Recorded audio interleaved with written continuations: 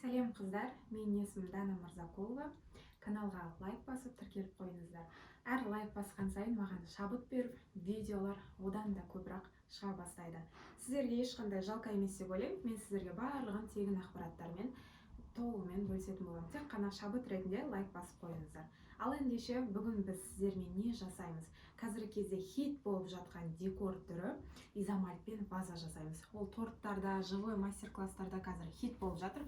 Мен соны сіздерге тегін қалай жасалу керектігін барлық нюанстарын сіздерге толық айтатын боламын. Ол үшін бізге не керек? Изомальт керек. Негізі обычный пакетикте сатылады. Мен просто өзіме удобно болу үшін осылай қойып алғанмын. Бұның сырты жоқ, просто изомальт деген обычно одноразовый пакетте кондитерлік магазинге барсаңыздар сіздерге береді. Кәдімгі бұршақ тәрізді, қараңыздар. Міне. Осындай как бұршақ тәрізді болады. Осы қажет. Одан кейін бір қайнататынға жаман ыдыс алып алыңыздар осындай.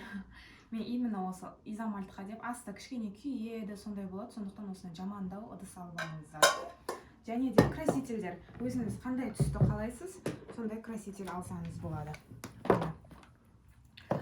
Мен қазір розовыйды қолдансам ба деп жатырмын. Және де осындай жыртырлақтармен де істесеңіздер болады. Өздеріңіздің қалауларыңызға байланысты, вкустарыңызға байланысты. Мен қазір розовыймен ваза жасауды көрсетемін. Сонымен қатар бізге осындай стакан қажет. Ал ендеше кірісейік. Қыздар, изомальтта нақты грамм жоқ. Примерно бір мен қазір ваза жасау үшін бір 55-60 граммдай қосамын. Весімен өлшеп алсаңыздар да болады, немесе өлшемесеңіздер де болады. Нақты грамм жоқ. Сіздерге қаншалықты дәу ваза болатын болса, көбірек қосай бересіздер. 80-90 қып. Егер кішкентай ғана ваза керек болатын болса, 50 грамм қосасыздар. Сондықтан нақты граммы бұда жоқ. Тек изомальт. Мен қазір 55 граммдай қостым. Все. Енді осыған красительді қосамын.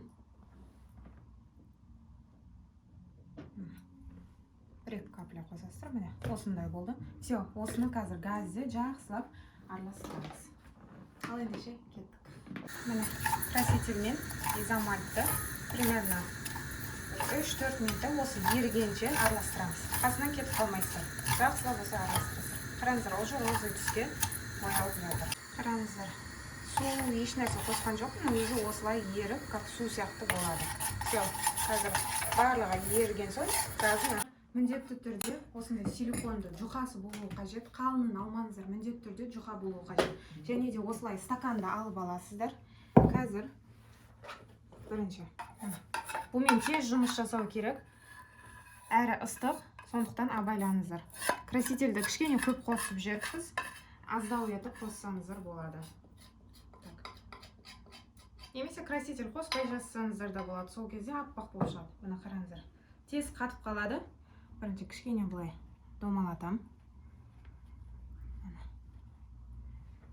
Енді стаканды аламыз.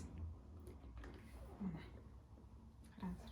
Астына қойды. Осылай кішкене-кішкенеден ұзын шығарамыз. Майыстыратын жерлерін былай майыстырасыздар. Киім ілгішпен қыстыратын бар емес па, сонымен қыстырып қойсаңыздар да болады, немесе өздеріңіз осылай ұстап тұрсаңыздар да болады. Әр кезде әр түрлі форма шығады. Примерно қазір 3-4 минутта бұл қатып қалады өзі. Все. Егер бұны қатты үлкейтіп жасаймын десеңіздер, жаңа 100 грамм қылып істесеңіздер болады, 150 грамм қылсаңыздар болады. Менікі осындай кішкентай ваза болады. Торттың бетіне қойған кезде әдемі декор болады. Қазір қатқан кезде сіздерге көрсетемін. Міне 3-4 минуттай тұрды. Енді осыны абайлап аласыздар. Тез сынып қалуы мүмкін, сондықтан абайлап аласыздар. Астында бірінші кружкасынан босатамыз. Ақырында аламыз. Әйтпесе сынып қалуы мүмкін. Қараңыздар. Осылай ваза болып шықты. Менікі 55 граммен кішкентай болды. Егер қазір 70-80 грамм болатын болса, бұлайынан үлкен болып шығады. Все, торттың бетіне үстіп қойып, одан кейін яғни клубника, ішінен фруктыларды бет төгіліп тұратындай етіп істесеңіздер болады. Әртүрлі қалаған түстен істеп өздеріңіз оформление жасасаңыздар болады. Ал ендеше барлықтарыңызға сәттілік тілеймін. Мен Instagram желісіне тіркеліп қойыңыздар, Дана Мырзақұлова. Сұрақтарыңыз болса, спокойно қоя беріңіздер. Баршаларыңызға сәттілік тілеймін.